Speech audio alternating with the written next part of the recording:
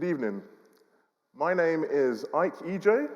I'm an architect and a writer, and I'm very proud and honored to be chairing this evening, and also very grateful to the Roger Scruton Lecture Committee for inviting me to do so. I also extend a very warm welcome and thanks to each and every one of you for joining us here this evening in this august setting. I'll begin with a short introductory presentation, which will be followed by a video presentation from our honored main speaker, acclaimed architect and writer Marwa Al-Sabouni. Marwa is the author of The Battle for Home, Memoir of a Syrian Architect, published in 2016, and also Building for Hope, Towards an Architecture of Belonging, published earlier this year. And she will give us her insightful commentary on the theme of tonight's lecture, on beauty and home. Her presentation will then be followed by a three-way conversation between myself, Marwa, and celebrated author, commentator, and journalist Douglas Murray, after which we will close tonight's session. One of my earliest academic flirtations with the concept of beauty came many years ago when I was a fresh-faced 18-year-old architecture student just a few weeks into my undergraduate course at university. We'd all been asked to select a building from our hometown and write about it. To this day, I don't know why I chose it, as there are other London buildings I prefer, but provocatively perhaps, as I'm a contrarian East Ender, I suggested Harrods department store. Laughing, as you all did, my tutor asked me why I'd chosen it. I innocently said, because it looks beautiful. And he replied to me, that's not important. My memory is far from impeccable, but that exchange has stayed with me throughout my career these past 27 years, not just because it was my first introduction to some of the prejudices sadly ingrained into architectural education, but because it demonstrated visibly to me how, until very recently, the concept of beauty has been quietly erased from our urban and architectural culture.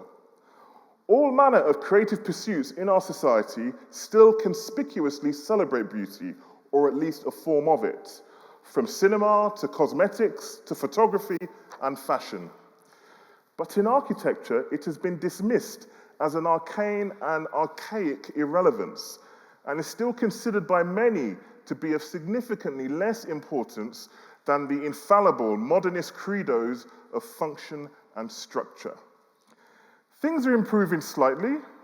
The Building Beautiful program, initially conceived by think tank Policy Exchange and eventually led by Sir Roger Scruton himself, has done much to embed beauty back into our cultural and political lexicon. But thus far at least, its successes have been limited, and beauty all too often remains a peripheral concern within our built environment. Take the planning system, for example.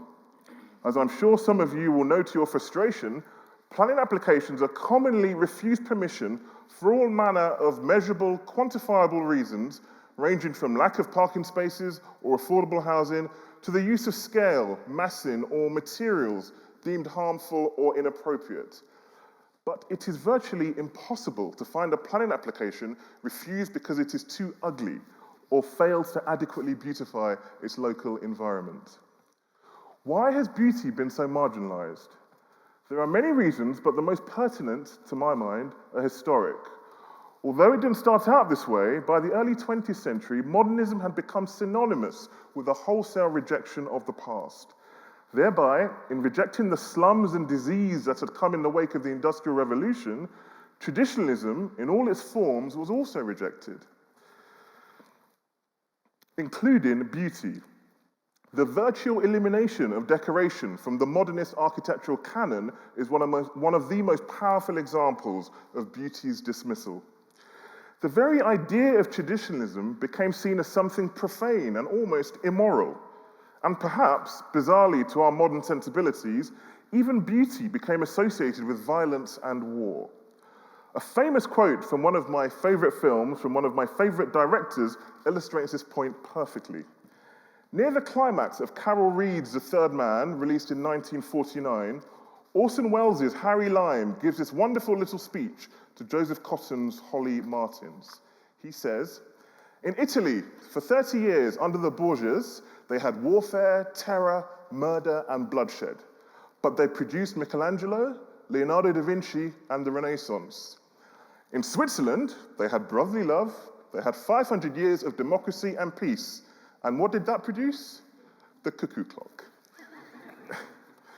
Though it's riddled with historical inaccuracies, for instance, the Germans invented the cuckoo clock, not the Swiss, doesn't matter.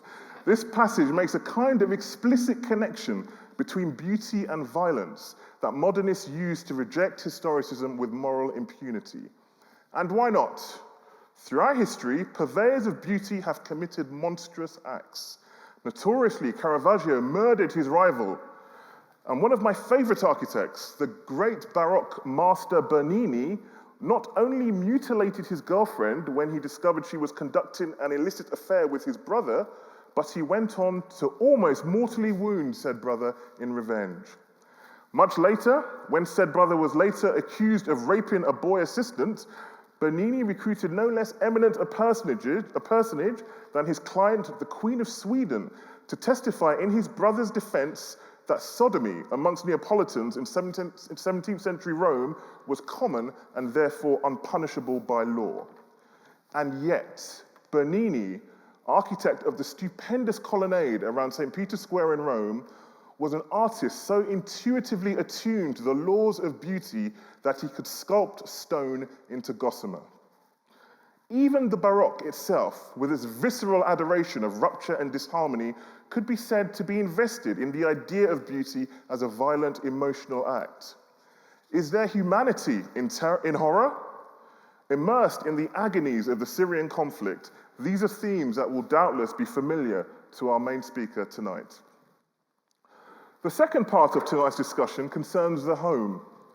Unlike beauty, the home has not been marginalized, and it is an entity with which the vast majority of us are fortunate enough to be familiar. But what relationship does it have to beauty? To answer this question, I'd like to briefly use my own city, for which I have a deep love, passion, and regard, as an example. Despite 17th century London in many ways forming the urban template for St. Petersburg, and early 19th century London helping inspire the Second Empire reconstruction of Haussmann's Paris, and though it unquestionably offers countless incidental moments of immense beauty, London is not currently thought of as a traditionally beautiful city in its totality, in the same way that Paris, Prague, or even Oxford, with its famous dreaming spires, might be thought of. But what London is renowned for is the great extent to which residential architecture informs its urban identity. We perhaps see this most graphically in its terraced streets and squares. Even London's grandest and most beautiful squares, such as Belgrave Square or Grosvenor Square, still retain their residential character.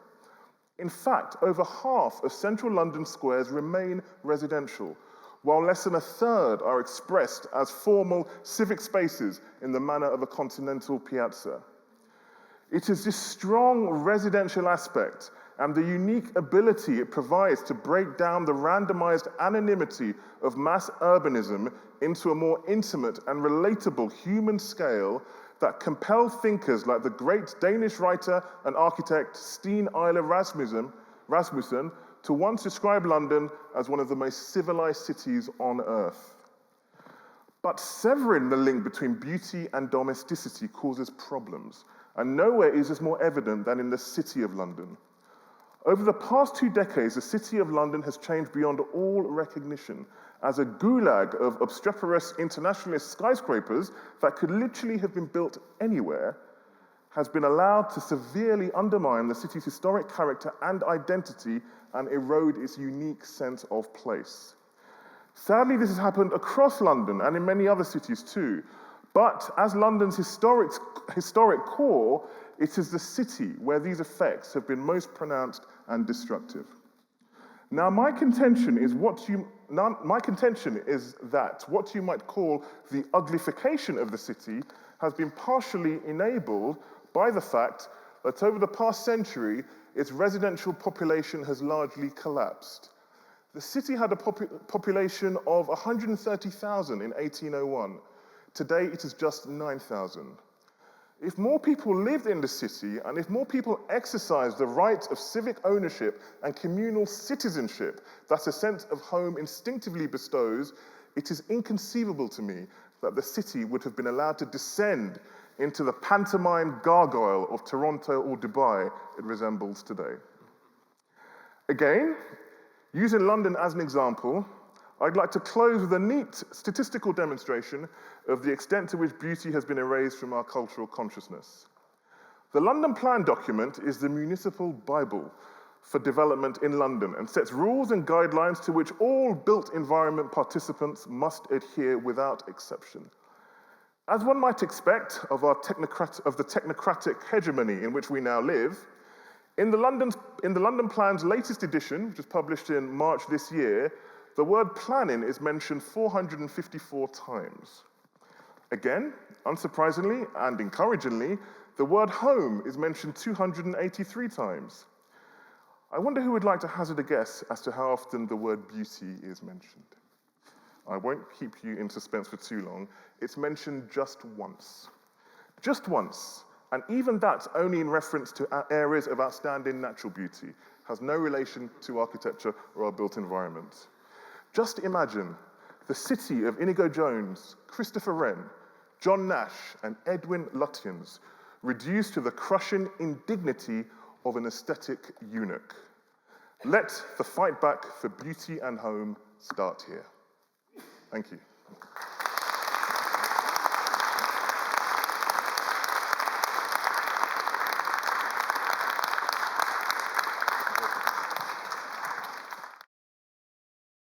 Thank you everyone for being here. It's a huge honor to be taking part in this great event in the memory of Sir Roger Scruton.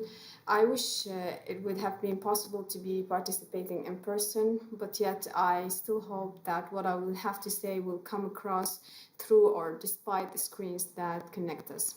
So let's get started. Often when my name is mentioned with the name of Roger Scruton, suddenly there is an elephant in the room. People try to hide their surprise by this bizarre juxtaposition of one of the greatest, if not the greatest, conservative philosophers and a young Syrian architect who only came to the attention of the world because of strange coincidence between a war and a book. My publisher expressed similar reaction after I wrote to him asking in 2015 if a foreword by Roger Scruton would be a good idea.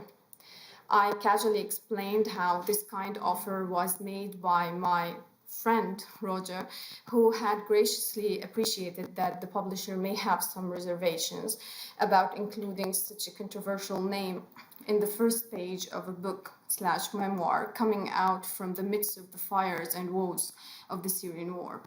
Shortly after, I received an email back from my publisher, inquiring in the same kind of reserved surprise, saying, "Could you please give me the context in which you are in contact with Roger Scruton?"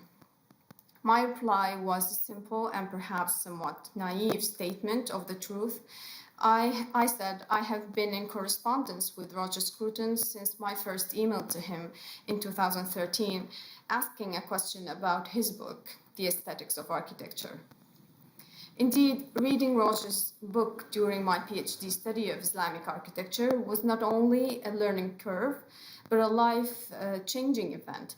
I delved into that book, which introduced me to a new understanding of my vocation as an experience and not only a medium.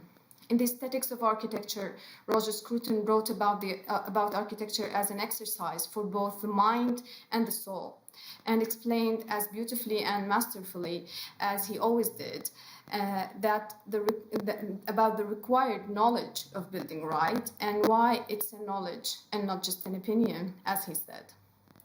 At the core of his philosophical advocacy for beauty, Roger Scruton was looking for patterns that could serve as a model for the ordinary practitioner, and not only exclusively made available through the great masterpieces. Because he believed that people will only be able to find hope where beauty is. The aesthetics of everyday life, as he called them, were the tools by which people were able to make the proper arrangements around them so they could feel home. For me, that raised two big questions, which eventually led me to write a book on each. The first question was, why do we need home? I was witnessing the literal loss of my home when my first attempt to contact Roger was met by the generosity of his instant responding. He was curious and almost in disbelief that his book had reached Syria, a country that has been on the news for the horrors of a brutal civil war. Discussing aesthetics was the last thing Roger Scruton imagined hearing from there. But the truth is, the destruction of my town between 2011 and 2015 was in fact the event that triggered my personal research into the connection between architecture and conflict. I saw the link between the two through the comparison between the old parts of my city and the new additions to it.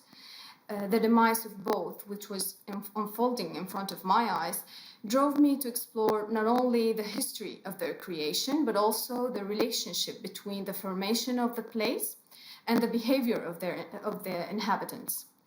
Contrary to the informal spirals around the Syrian city, the old Islamic cores exhibited a sense of harmony and a long-standing life of coexistence between the different people of different backgrounds. The kind of life you don't expect to turn into a bloody conflict. For me, the source of this apparent discrepancy lied in the process by which the city had transformed. How it turned from a place where neighborliness and beauty were cultivated into places of segregation and alienation. Inspired by the only available context of war, my book, The Battle for Home, comprised 6 battles instead of chapters, but with one main conclusion. That is, the loss of home precedes its actual destruction. Indeed, I found out that the process of destroying my city began long before the war. This happened through a twofold action, comprising on one end the demolishing of what was loved and had worked, and on the other the building of the opposite in place. The act of destruction began with the vandalism of the centuries-long, well-functioning, beautiful old parts. This first took place under the French occupation of Syria in 1920, which imposed the modernized planning as means of seizing control over cities. The general separation on the basis of class and religion was the result of the French city planning, as was the clearing of complete neighborhoods and relocating of monuments. However, when the Ba'athist government took over, not only they continued to implement the French plan, they also launched a systematic attack on what remained of the old cores. Whereas the new additions to the city during the 50s and the 60s furthered the damages as they took the shape of haphazard social housing projects and informal sprawlings. The city's growth was stimulated, as it was the case all over the world, by the need of labor in the wake of industrialization. The required hands were mostly called upon from the rural areas, only to be housed in segregated neighborhoods based on the labels to which they were assigned, whether that was based on the origin or the religion of those people. The chaos of the resulting new building, along with the adopted mode of urban segregation and social stratification, made the basis for antagonism toward the city as a place of rejection and alienation, and towards the other, with whom no commonality can be found. This has created a social environment that was ready to ignite at the first spark.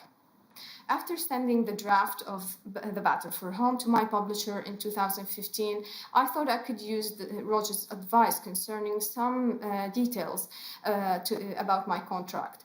But the fact that I wrote a book that was about to be published came as a complete surprise to him. Roger, I have told you, you don't remember? I responded.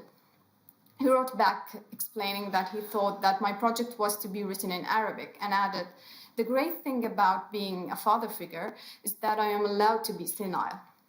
This was followed by outpouring help and support throughout the whole process of editing and publishing, for which I will be always indebted. My proposition in The Battle for Home was that because our cities and towns in Syria were vandalized to the degree they were no longer places to which we could belong, they alternatively became arenas for conflict. Roger Scruton also addressed this idea of the love of home and how it invites us to share and care about. To express his idea, he used the word that he coined, which is oikophilia, where the oikos is the place that is shared by the first person plural of the political life. The pronoun we, with which meanings of responsibility and looking after one's neighbor come along. We belongs to the act of sharing, which is in contrast with the pronoun they, where the other is tucked away, indicating blame and estrangement. This sense of solidarity and comradeship stemming from the shared sense of belonging is what I have noticed in the old Islamic cores of the Syrian cities. In those damaged parts, one could still detect the remnants of the one closely knitted social fabric, where Muslims and Christians lived side by side, door to door, and mosque to church. Where houses were no indications to one's wealth or status, but parts of a beautiful streetscape that belonged to all neighbors. Those places were easy to love. They were true oikos. Which brings me back to the original first question, why do we need home? If the answer that came out of my country isn't loud and clear enough, one could look at Europe's struggle with the refugees crisis and see how the loss of home means a never-ending journey of constant search that could end up being in conflict with others' strive to find home. Home grants us safety and security and an anchor which doesn't only hold us firm to the place where we belong and willing to contribute, it also binds us to those with whom we share home and make sense of our being. Losing home is losing all this together. After the publication of my book, I came to the realization that the battle for home was a global one, a battle most of the world population is actually forced to fight. This was brought to my attention by my conversation with the international audiences I met when I was invited to different parts of the world to tell the story of my own country. This is happening here too, I was told. Then I would walk around and see for myself how the European city have actually sold itself to the higher bidder, how its own city center has turned into a haven for the global elite, while its pavements becoming homes for the homeless and rough sleepers, and how it besieged itself with segregated neighbors and gated communities, among which very little remains in common. Although Roger Scruton had a more romantic way of looking at the European city, he was himself in battle against what he quoted as the uglification of the world. His weapon to find back was beauty. He saw beauty as a way of redemption from the chaos and the suffering of the world, namely because he understood beauty as a value as good as truth. Roger Scruton tells us two main ideas about beauty. A is that beauty is not subjective, rather a universal need that leads to home. And B is that beauty goes beyond the utilitarian understanding of the world, where everything must have a practical use. And in that sense, beauty extends two invites. One is to the contemplation of the transcendental and the sacred, and two is to share it with others. In such light, it becomes clear why he saw modernism as a crime against the human soul. In my own country, modernism was used to unravel the compact urban fabric, along which the attached social fabric deteriorated. By building new boulevard housing, the French lured the wealthy to live isolated, prior to which they lived side by side with their less fortunate neighbors. The original spatial proximity in the old Islamic city was translated into a life of support among neighbors. On the other hand, there was the problem of the overcrowded city and the need for providing housing for those who were migrating in. In our part of the world, the phenomena of the informal housing was the answer, wrong as it was. Prior to the war, 40% of the Syrian population lived in informal housing, which meant inadequate housing with no defined legal status, a place that is temporary and ugly, which attached itself to the periphery of the city. More importantly, it is a place associated with a social stigma and high rates of all sorts of social problems. Today, after almost 11 years since the beginning of the war, the percentage creeped up into 60% living in informalities. Those places do not have a social fabric, namely because they do not have an urban fabric. They were not built with the sense of neighborliness in mind, and beauty was certainly not part of the deal. The invitations of contemplation and sharing do not have a place to thrive in such context. Only conflicts do. The more developed parts of the world do not have the problem of informal housing. However, they do have an equally pressing issue, which is the problem of social housing and development projects. This problem, in my opinion, runs in parallel with homelessness. I call it a problem because people only resort to social housing projects because in order to leave them. No matter how hard the governments try or the developments along try to beautify those projects, they seem to keep this centrifugal sense about them. In my view, the real problem of these projects lies in the premise of their creation, as they are built to encapsulate the largest amount of people for the lowest cost possible. They do not represent a choice, rather a last resort. Social housing projects have two main features. They are often ugly and isolated. Today, governments are under the pressure to beautify these projects and make them appeal to people, as Roger Scruton would like to see. Nonetheless, the problem of isolation persists. In addition to that, there is the challenge of funding those projects in order to pay the price of beauty.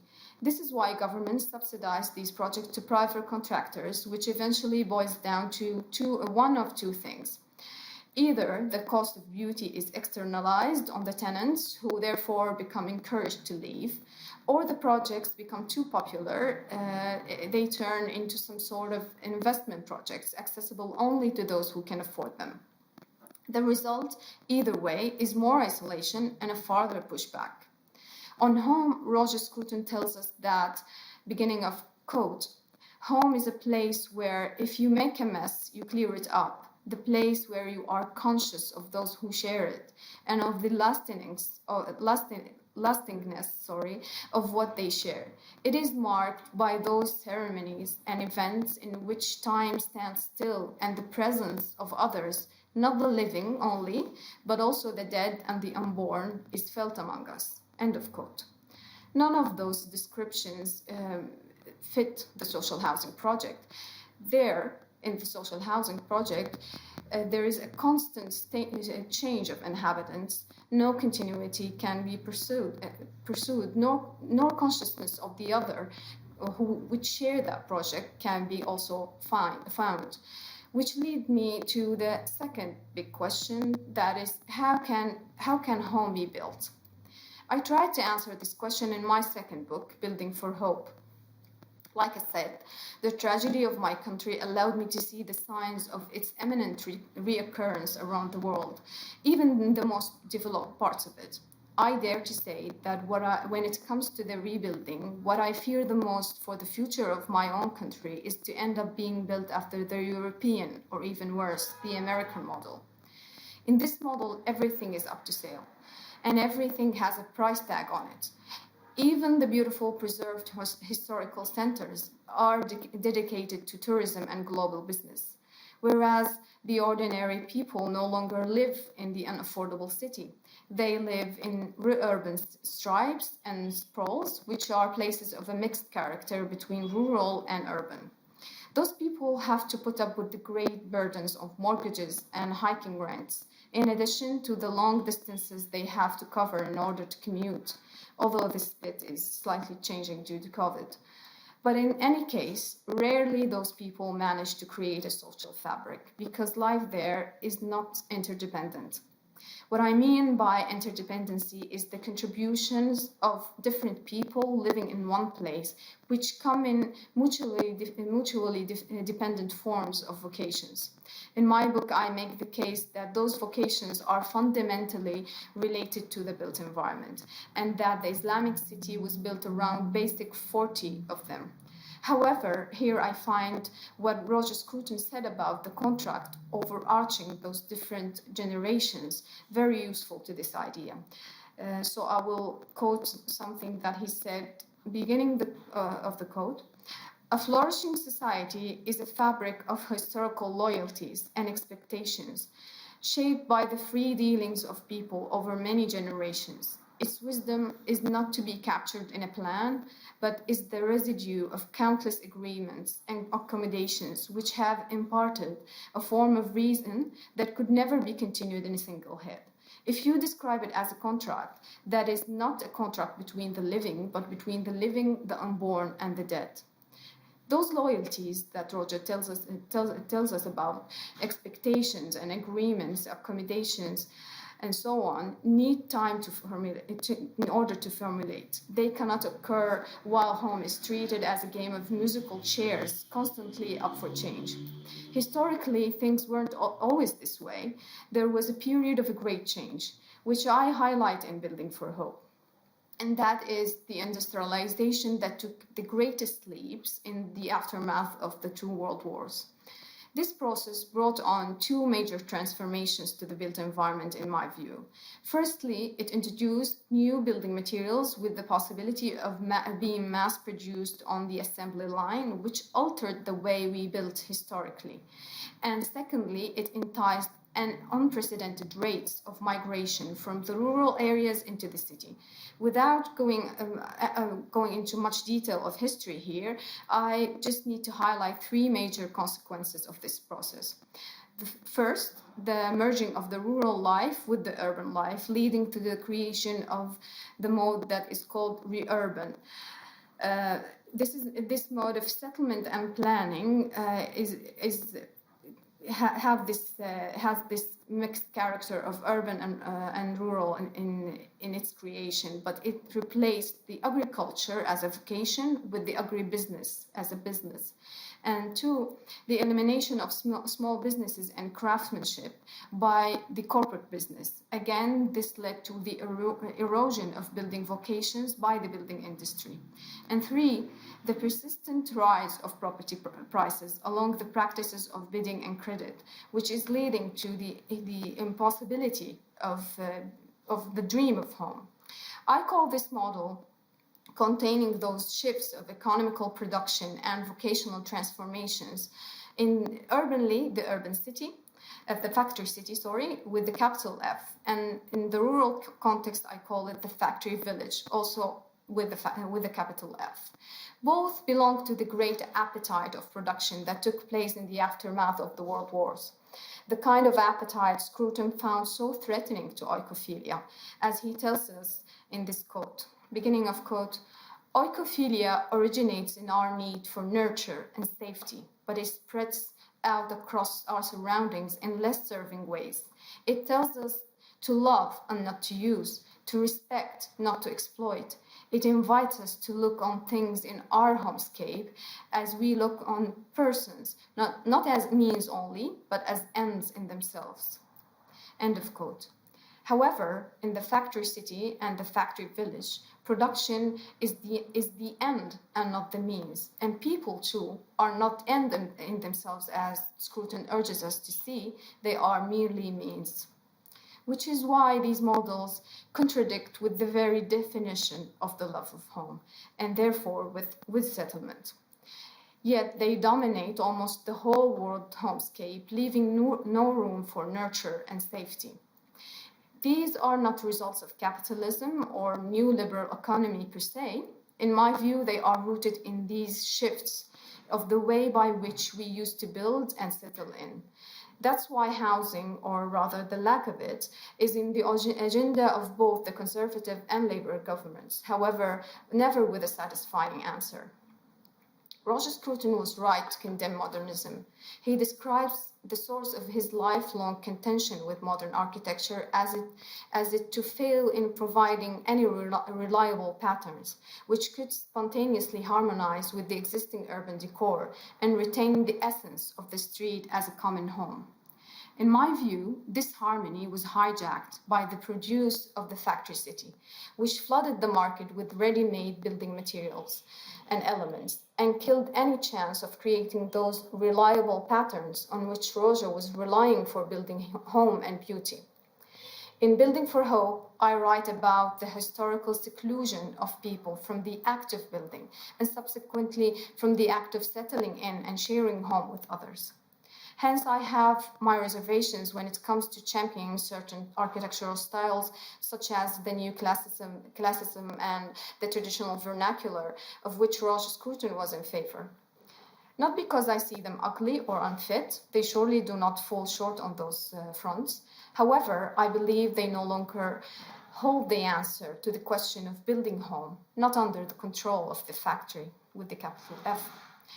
It is true that beautiful buildings are more likely to be recycled into other uses, as Roger Scruton observed, but the fact that most of those preserved creations are ending up becoming exclusive trophies in the hands of the global rich should make us think twice about the power of beauty if it's to be left alone in the battle for home.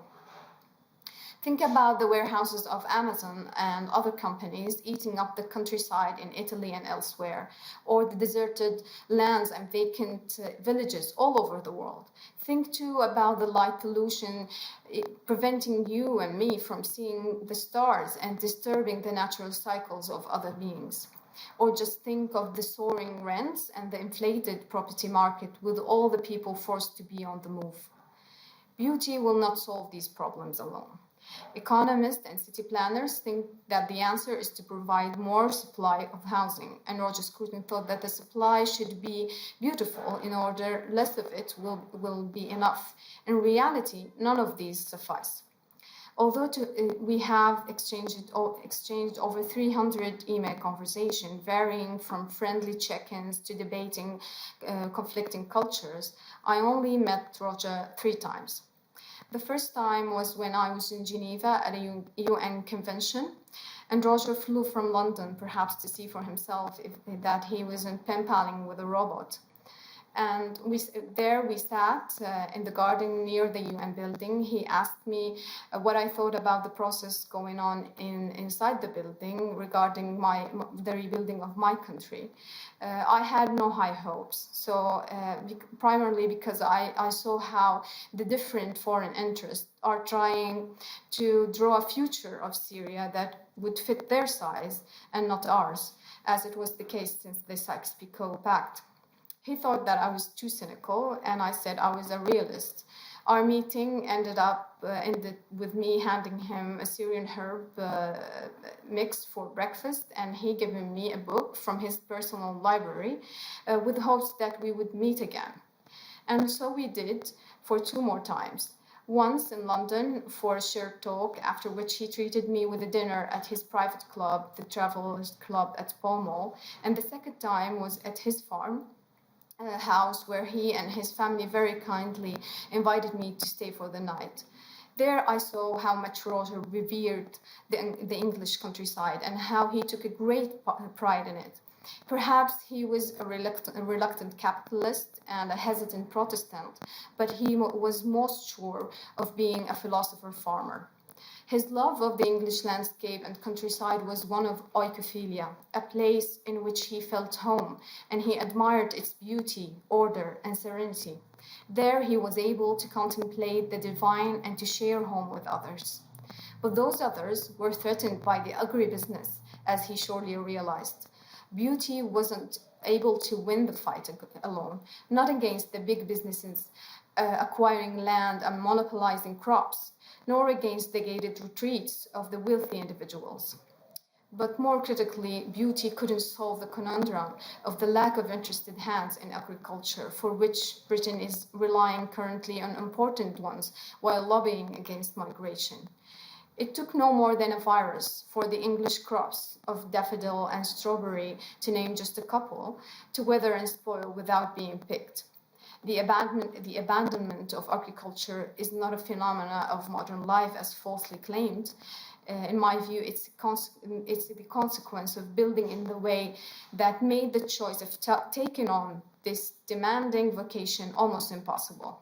The loss of belonging in the village is not due to the destruction of its beauty, as it is the case in the city, rather for the demise of its viability. And here, where I differ with Roger's belief that the solution to settlement problem is aesthetic and not economic, I believe the answer is a mix of both, which was shown to us in the Islamic planning legislation, of which I give detailed examples in Building for Hope. Those Islamic strategies didn't think of beauty in static terms, rather in dynamic ones. The Islamic city was saved by the policy of waqf, which is the Arabic word that stands for endowments. The waqf prevented land profiteering since it was held in perpetuity for the common good, while the rural areas were cultivated through the policy of miri lands. Those were state-owned land leased to farmers for agricultural production. Both policies constituted a contract that overarched Scruton's three generations: the current, the dead, and the unborn. The fruits of those Islamic legislations guarded human settlements for centuries, both in the city and in the village. Their places only collapsed after the colonial policies replaced them, which is yet another story that I write about in the book. All of our solutions today to what I call the factory city and the factory village stem from the position of dealing with the consequences, containing the damages, the sort of action, instead of addressing the causes. We accept the status quo without questioning that people will continue to migrate towards the city. Statistics such as that by 2050, 75% of the world's population will be living in the city is an example of what I'm describing. With the same spirit, we also accept the numbers of the homeless, the refugees, and the dwindling food resources.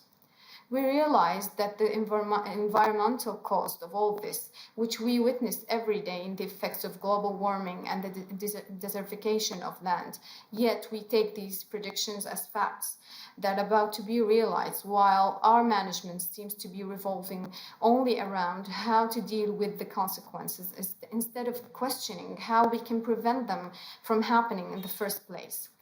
I believe that the problems of urbanization, migration, and environment are all interlinked, and the source of all of those lies in the constant drain out from the village into the city, and how we have built our way in that direction without a U-turn. The recent move into the countryside in the wake of COVID is not to be mistaken as a revival of the countryside, because it's a spatial occupation without a rural vocation, that is, the cultivation of land.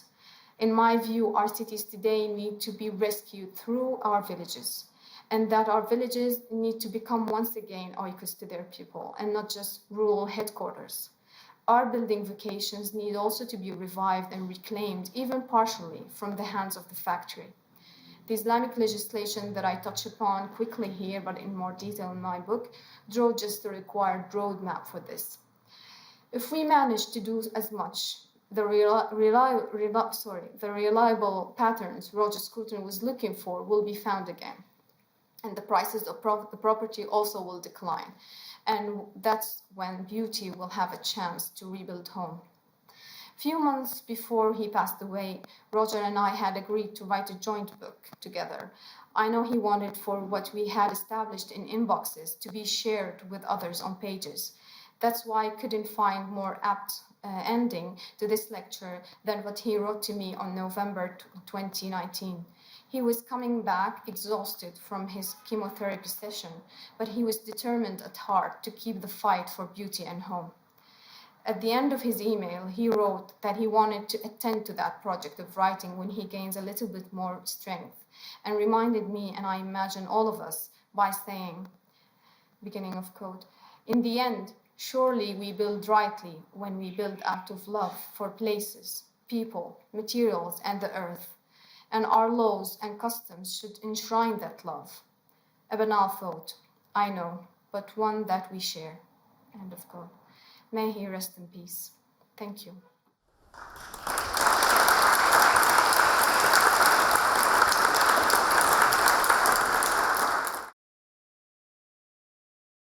Marwa, thank you for that wonderful presentation. And I think I wasn't privileged enough to know Roger, but I think we've all been privileged to hear from you, someone who did know him personally, and to give that kind of personal aspect to his great intellect is very valuable. So we're very grateful. May he rest in peace indeed. So thank you very much. I think it was a fascinating presentation. Just a couple of questions to get the conversation going. Now, at the beginning, you talked very eloquently, and I sensed a sense of righteous anger there as well, in some of the harm you felt had been done to your city before the civil war even began, before the conflict. You talked about how neighborliness and beauty had been replaced by segregation and alienation, and this has happened long before the present conflicts. Now, we're both architects. We're almost like doctors, really. We're not supposed to do any harm. Why do you think, if you could kind of enter the mindset of the kind of ideology that did this, why do you think they did do it? Do you think they were deliberately wicked people? I hope they weren't, but what kind of ideology leads people to erase what you talked to very positively and replace it with what you thought was so damaging? Well, like I said in the presentation, and like write in my book, I traced that back to the French occupation date. And indeed, the French actually hired an architect to replan the Syrian cities. And in that sense, I think it was meant as a tool of control. So the mindset is primarily a colonial mindset. But afterwards, what was really strange to me is how we preserved those colonial policies and how we followed those into implementation even long after the independence. So in the 40s, we gained the independence, but then until the 60s and the 70s, the French plan was in full action by Syrian hands. And I think it's related to ignorance, partly, and also to this infatuation with the West that came in the aftermath of the colonial era. Yeah. I mean, Douglas, do you have any thoughts on this? Because this idea, this is something we can all relate to across the world in terms of modernism, the way that, the rapid way and quite brutal way in which historic cities with memories and values were eroded in favor of something new. Douglas, do you have any thoughts on why this happened, or are you confident it can never happen again, or are the ingredients still there? I wish I could be confident. First of all, thank you very much, Ike and Marwa, both for your really stimulating thoughts and openings. Of course, they're still there. And by the way, I might say, by way of introduction, this related personal story. Some years ago, Roger and I were both in Sweden at a conference, right in the middle of the country. You know, you fly into Stockholm and you drive for hours, and you find yourself in this city right in the middle of Sweden. And there, slap bang in the center of the city, was a vast glass and steel monstrosity, almost as though it was waiting for us. And I remember Roger stopping in the street and saying to me, "That building is designed to tell you you do not matter." Which is exactly right. I'd add one philosophical explanation to this, further to what Marwa just said, which is there is another explanation other than the sort of, as it were, malevolency, which is that the modernists thought that we were going to get used to it and acquire the taste. And this relates to something very interesting that Edmund Burke writes in the Philosophical Inquiry into the origins of our ideas of the sublime and the beautiful, where Burke points out that there is a very interesting, complex issue in aesthetics, which is the difference between a thing which we know to be beautiful from the first moment and a thing which we acquire a taste for. I can't remember which example it is that Burke gives for the latter. It may be a cigar or a whiskey. It's something like this. But the point is that if you were to say to somebody that the first time you tasted a glass of whiskey, you thought it was absolutely delicious, you'd be lying. Everybody's first experience of the glass of whiskey is an moment. as it is for most people with their first cigar. And there are various other things that we can learn to enjoy in our lives which fall into the same bracket. These are effectively acquired tastes. And I think it was one of the presumptions of a lot of the modernists and the people who went along with them as fellow travelers, that this was something that we were going to learn as well, that the concrete monstrosity may be ugly on our first meeting with it, but that we would acquire a taste for it. And I would suggest that after a very long period of acquaintance now, we can say that that presumption turns out to have been wrong. I'm going to go back to that point about beauty being an acquired taste, but just before we do, just sticking a little bit on modernism, from both of you as well, would you say then, would you say there's something inherently wrong with the ideology of modernism, or is this just a case of bad architecture that can be applied to all manner of different styles?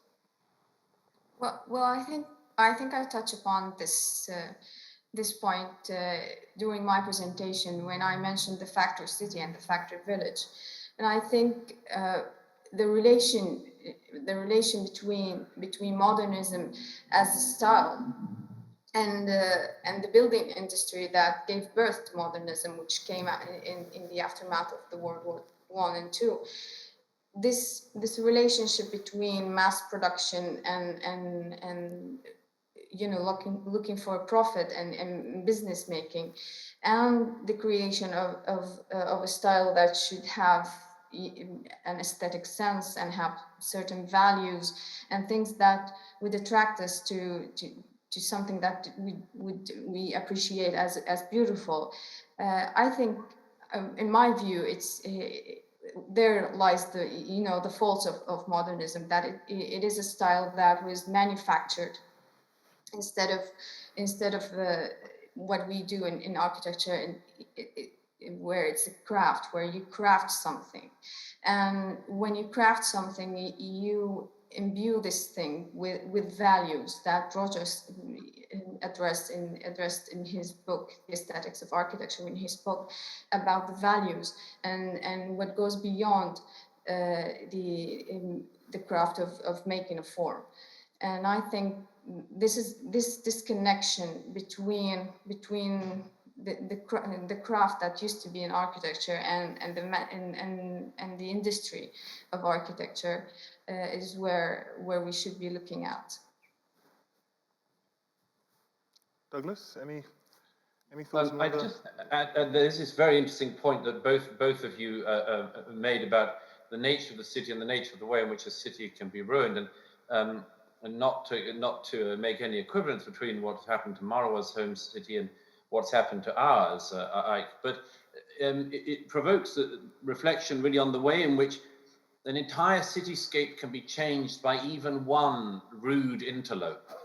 London, of course, has got many rude interlopers now, but one of the things that this has done is, I'm sure everybody in the audience who's a Londoner knows, is that it has completely distracted the eye line that we now have of the city.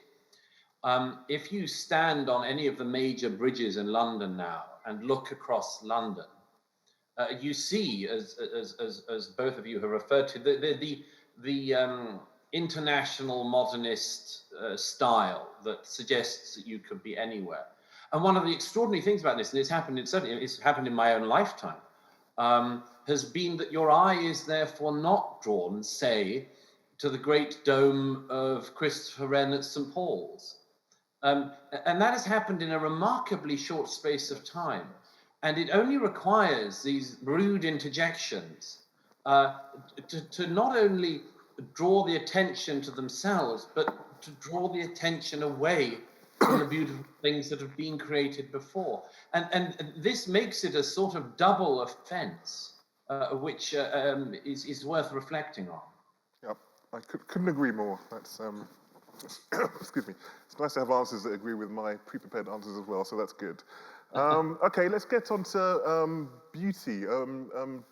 Douglas, you kind of touched upon how it can be an acquired taste. I'm gonna, if you don't mind, I'm just gonna read a quote from a British Israeli architect called Ron Arad, who's actually a supporter of beauty, but this goes to the heart of the question of whether, I know Roger was had profound belief in the fact that beauty was not subjective and that it was governed by universal rules and laws.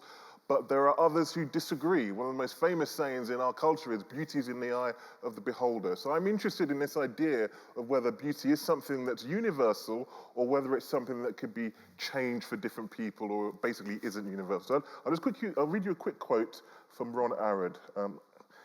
Here we go. He says, "Beauty is impossible to define.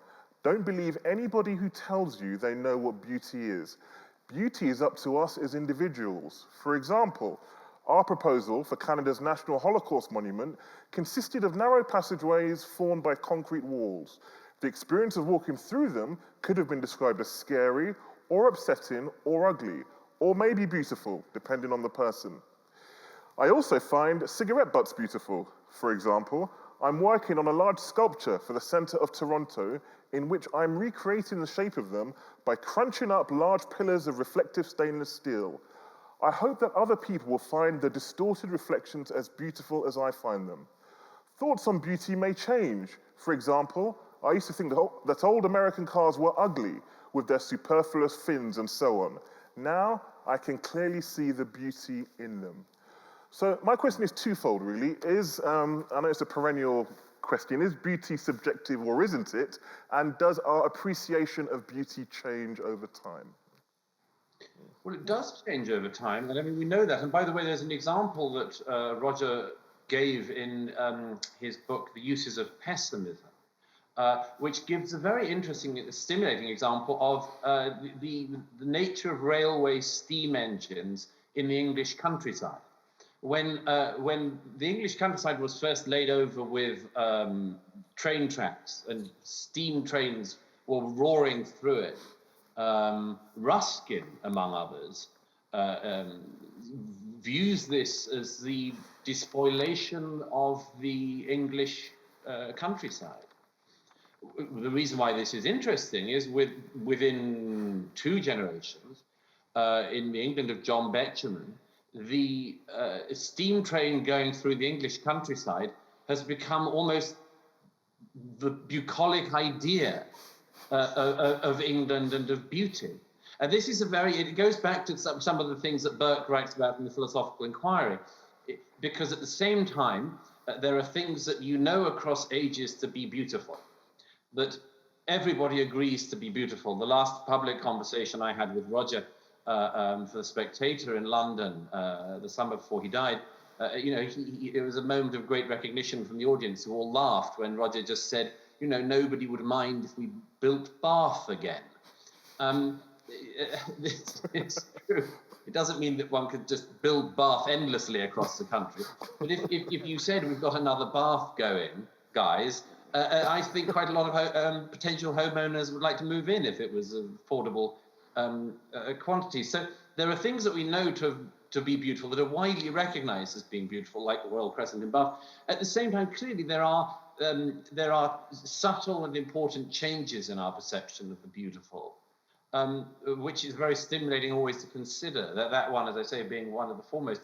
Can I just say a word, by the way? Sorry, I want to hear from Marwa on this as well, but can I just say a word that might be interesting about Roger Scruton's own attitude towards this? Because I recently wrote an introduction to a new edition of Roger's book, Confessions of a Heretic. It's now out with Notting Hill Editions.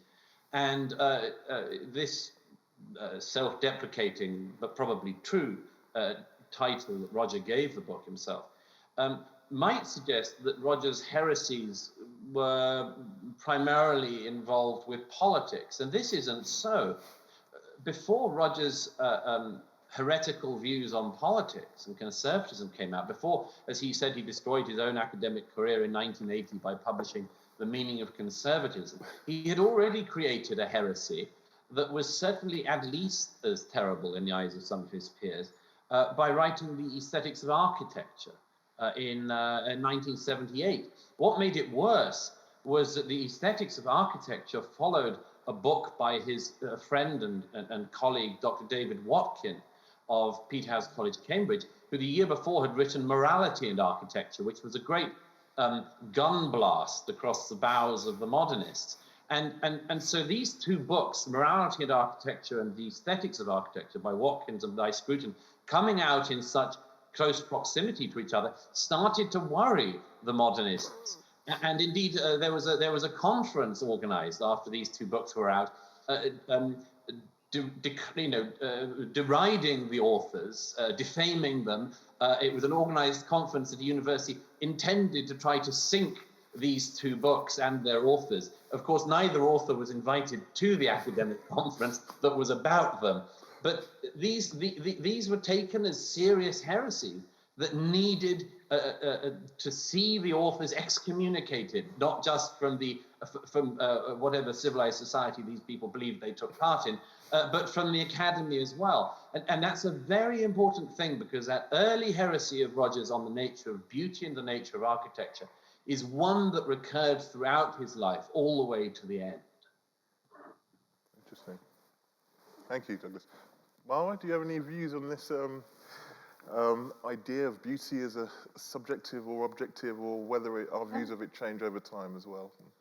Well, I think Roger's work is invaluable on this, because he wrote his famous book Beauty. Is just, he summarizes the whole issue by addressing it in a book. He spoke about beauty as being as a value. He discussed beauty as a value as good as truth, as I mentioned in the presentation as well, which he made the case for as a universal need, because we need those good values. And he went also on discussing how we appreciate certain values as good. And I think it's a subject that also Muslim thinkers in the 10th century also discussed, when they discussed the value of honesty, for example. How do you appreciate honesty as good? What makes honesty good? And I think the same goes also on beauty, because if you look at those values in terms of outcome, what do those values do to society? You will realize how good or bad this value. You can appreciate them from the perspective of their outcome, of their effect in a society and a community.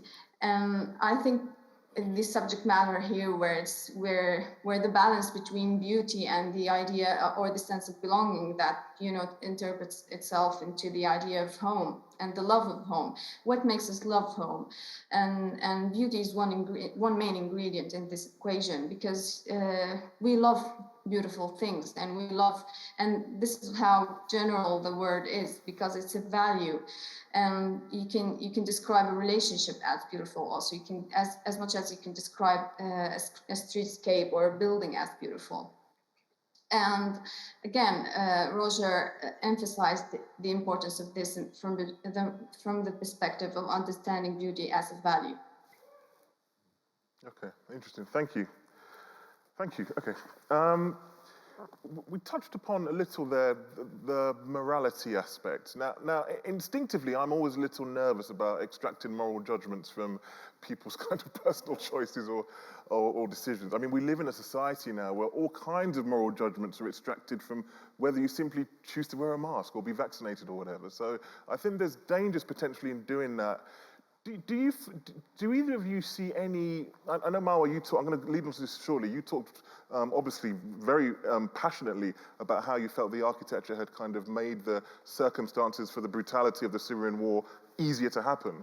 Do you think there's any dangers in making a connection between architecture, beauty, style, aesthetics, and morality, which is surely a personal internal judgment as opposed to an external artistic decision, or is it? Well, I don't think there is a danger in breaking any consensus. You need debate in societies, and you need disagreements as well. So when you can, for example, in my own city, I drew a conclusion from finding evidence in reality, and this is something that could be, somebody could agree with me or disagree with me, but there is there is a case that I'm relying on and drawing conclusions from those. And it's up for debate. It's up for any agreement or disagreement. But but again, when something is as wide as, you know, as architecture of a city and also a conflict in the city, it's easy to find agreements in something that is, you know, proving to be true.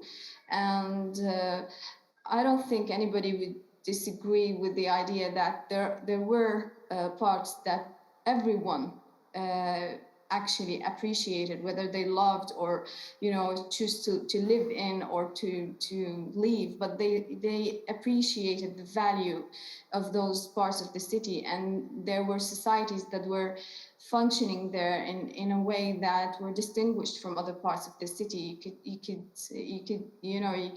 There is something you could see with your own eyes. It's something that you cannot ignore or overlook. So I don't know. I mean, I think it's something that we saw in our own eyes in our own cities, and it's something that you know, revealed itself through reality. It's a very interesting question. I share your concern, as it were, about linkage between art and morality in general. I don't think it's the role of the artist in society to lay down a moral code, although they can certainly shift the direction of a society. I think it was Roger's friend Tom Stoppard who once said that, you know, if you wanted to change a policy, you write an opinion piece in the newspaper. If you wanted to redirect the course of society, you write a play. You know, there's something in it now. But as I say, so I share your slight anxiety about trying to link morality and art. But actually, morality and architecture are inevitably linked because of the way in which architecture is unique among all the arts. To make the most obvious point, sort of crassly obvious point, as we all know, architecture is the art form that we are all made to live with. And therefore, of course, it has value judgments surrounding it, which are greater than those surrounding other art forms. I happen to like the work of the painter Francis Bacon. But I know many people who do not, but we can choose whether we visit an exhibit of his work, live with his work if we're very, very rich, or go and read catalogue raisonné of his. That it isn't the case that every time we walk to work in the morning, we pass a huge 40-story replica of one of his paintings. And many people would say, thank goodness. It's the same with music. There are many composers who Roger and I shared a love of, and many composers who I would love to spend the rest of my life simply listening to. But I have to recognize that not everybody shares my tastes in music, and nobody is made every day on the way home to listen to my choice of music. We all get to choose our own. The one exception in this is architecture, where we are all made to put up with, in the worst case scenarios, put up with the taste of somebody who is effectively in the position of power that allows them to force us to listen to their choice in music or their taste in paintings every day of our lives. And therefore, inevitably, the nature of architecture is it is in a different realm than any other discussion in relation to art. Interesting. Well, may I comment Yes, here? of course. Good. Yeah, I mean, architecture is considered a practical art, and that what distinguishes it from other forms of art. And even the categorization of architecture as art is also something that was, you know, debatable throughout the history of architecture, whether it's an art form or it's an engineering form, and it's certainly something in between. It's that's why it's termed as a practical art. But again, it's something that certainly have the capability of changing and affecting social behavior. It's something that, you know, as architects, we have this power, and that's something that Roger was very wary of, because with modern architecture, this power was handed to few hands, whereas in other periods of history, architecture was more of a common tool among different people in society. So you had builders, you had people who were able, even, you know, ordinary people were able to take part in the process of architecture by building their own homes and building their farms and stables and so on. And this is something that, you know, again, I discuss in my own work when in Building for Hope, when I studied this shift from those ordinary tools into the factory, where again, terming it as the factory city or the factory mode, where it has become a comprehensive tool in the hands of very few people. And there lies the risk for societies. Yeah. Yeah. Okay, thank you. Brilliant, I agree. Just leading on from this point very slightly before I eventually move on. We've talked about morality. I'm interested in how architecture potentially frames or provokes behavior. You talked, Marwa, again, very compellingly about how you see a direct connection between the poor design decisions made, the segregation, the alienation, and some of the horrors that were inflicted during the preceding conflict. Now, my question is, basically, to what extent do you think humane architecture promotes humanity? Is it just a nice concept we like to think of? If you give people a lovely space such as this, they're going to behave better?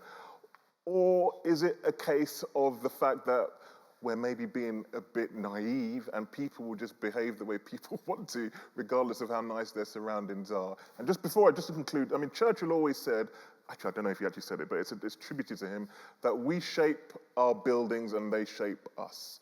I've always had one or two issues with that statement, but basically, what are your views on how architecture can promote humanity, humane architecture can promote humanity? Yeah, again, I mean, those questions preoccupied me through my own work, and that's why I wrote Building for Hope after writing The Battle for Home, because in the first book, The Battle for Home, I made the case of why architecture is important and why the idea of home is connected to the way we build. But then questions about cycles became, you know, explaining this complex process that you are, you know, asking about now. You're asking how we shape our buildings and how our buildings shape us, and to what degree architecture, you know, have an effect on us. By all means, architecture doesn't take decisions for us. It's only something that, you know, it's a channel. It's a channel. It's like a stage for an actor. It's something that you channel through behavior, and it's also part of a cycle. And those cycles and systems are discussed in my book as well, because we live in a system. Our life, our human life is based on systems. So the social system affects the economic system, and the economic system also goes back and affects the social system, and so on. So architecture is to simplify all that, is just to imagine it as a channel to our behavior. I'll give you an example that Christopher Alexander mentioned in his book Pattern Language, and he speaks about this the exhibition buildings, and how people were affected by the shape of the entrance. For example, when the exhibition was, you know, lacked a main entrance that people, you know, could shift their mood from the street mood into the interior of the building mood. They just, they couldn't hang out in the building for a long time. So when they changed the entrance and they put a red carpet and emphasized the entrance, people made the transition in their own mindset, that they left the mindset of the street out and they went into the building with a new mindset, that they entered the exhibition and spent more time in. And in that sense, you could see how architecture affects us, affects our psychology and affects our feelings. And in the end, it could affect our actions.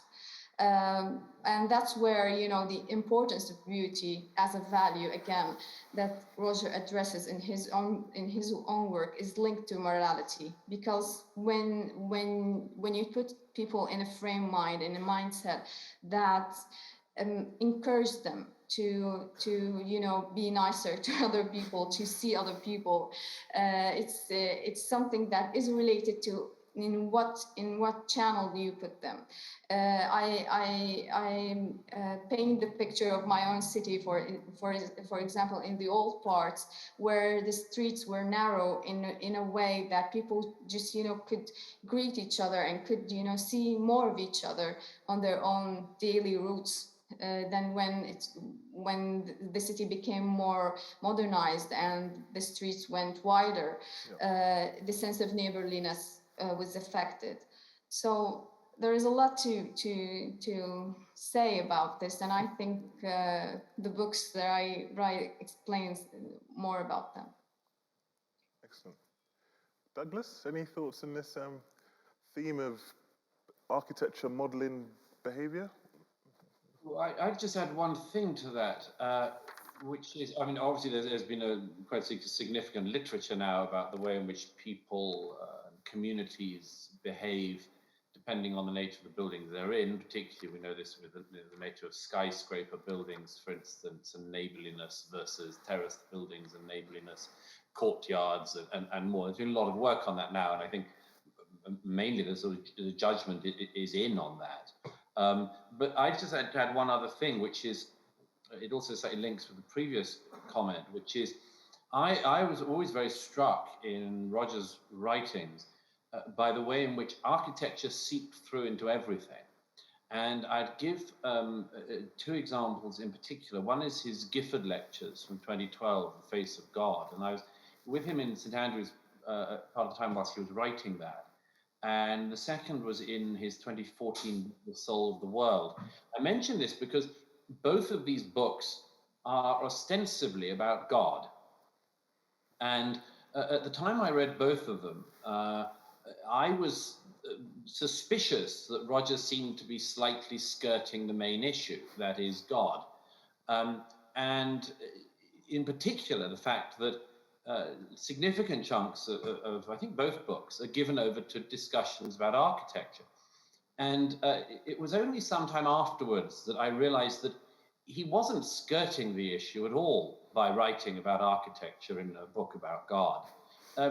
He saw architecture as one of the ways through into understanding the nature of God. He understood this thing as being effectively a form of portal towards the divine. And that what I had taken as being a sort of dodge wasn't a dodge at all.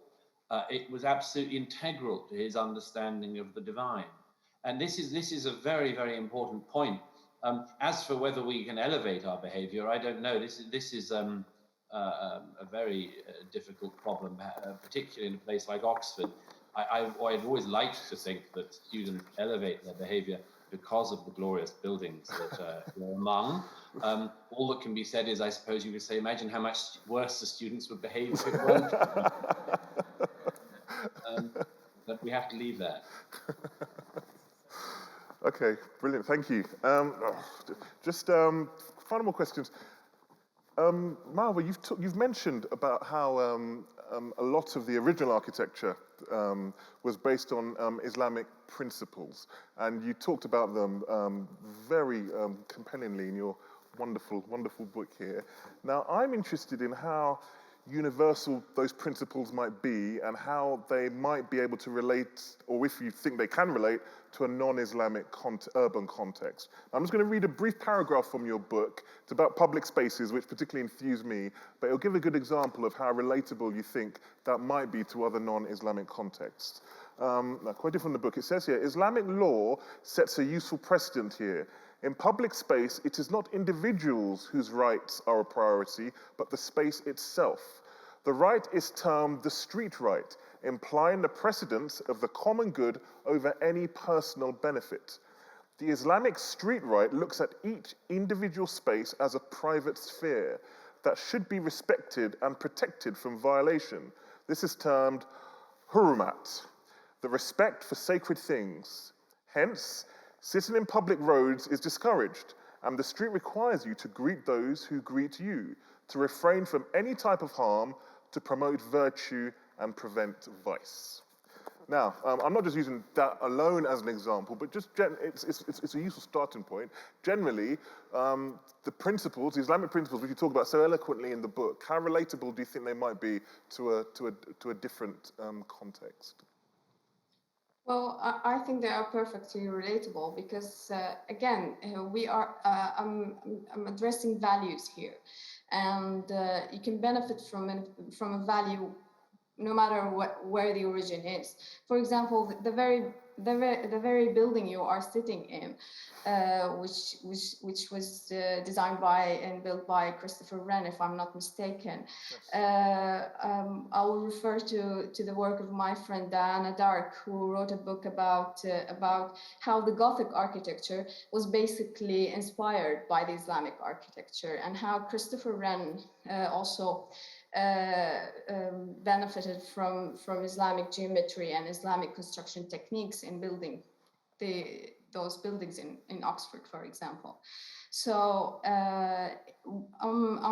in Building for Hope, I give principles and experiences from the past, and also I mention policies that I mentioned also in the presentation, which were tried experiences that gave fruits in the end, and they could be replicated, whether in a context that like in our region or in your part of the world, because they are universal values and proven to be successful and give successful outcomes. That's interesting, and it's interesting when you kind of interpret architecture as a set of values, then it does make those kind of cultural relationships more evident, really, and it does overcome some of the barriers you might otherwise think from two different cultures ever kind of interacting. So that's interesting. Douglas, you have a great knowledge of our culture, Islamic culture as well. How much room do you think there is for cultural cross-pollination, if you like, between the different principles of each? Going the other way as well, not just from Islam to here, maybe from the other way around, which used to happen in the Renaissance and in history as well. So, yes, exactly. I mean, historically, there's been a very rich set of interactions which are visible across North Africa, across the southern Mediterranean, Europe, in great cities like Venice.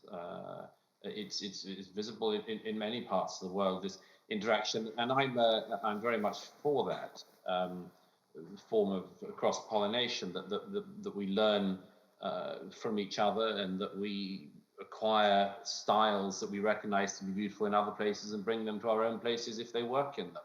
There are many examples of that.